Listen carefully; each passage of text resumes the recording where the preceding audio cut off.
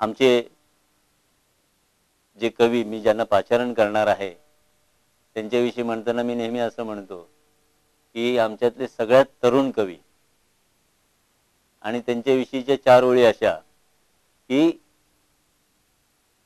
एका तिच्या स्पर्शाने म्हातारा तरुण झाला.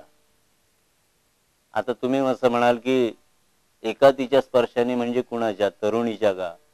तर तुम्ही जसं म्हणाल तरुणीच्या, तर एखादी प्रतिभेचाही स्पर्श असू शकतो किंवा आणखी इतर आपले ज्या स्फूर्ती असते किंवा आपली जी प्रेरणा असते त्या सगळ्यांच्या आशयाची ही कल्पना धरून मी ह्या 4 ओळी म्हटलेल्या आहेत.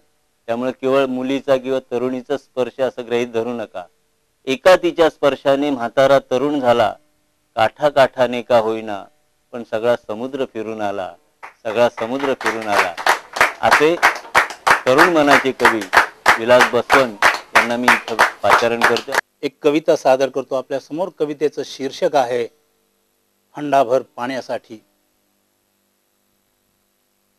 कविता अशी आहे.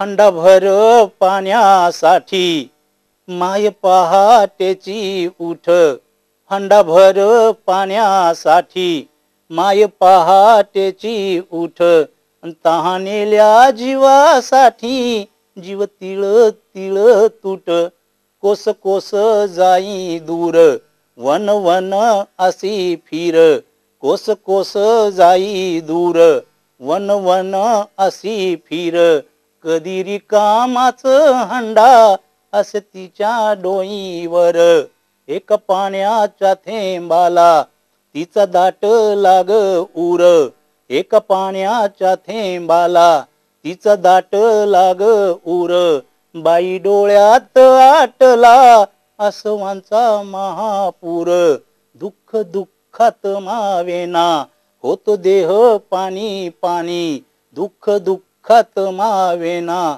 होतो देह पाणी पाणी, घोटभर पाण्यासाठी गाते आसवांची गाणी, बाई नदीच्या ग काठी जाती जातींचा ग डोह, बाई नदीच्या ग काठी जाती जातींचा ग डोह, हंडाभर पाण्यासाठी उभा जाळती हा देह, उभा जाळती हा देह, उभा जाळती हा देह.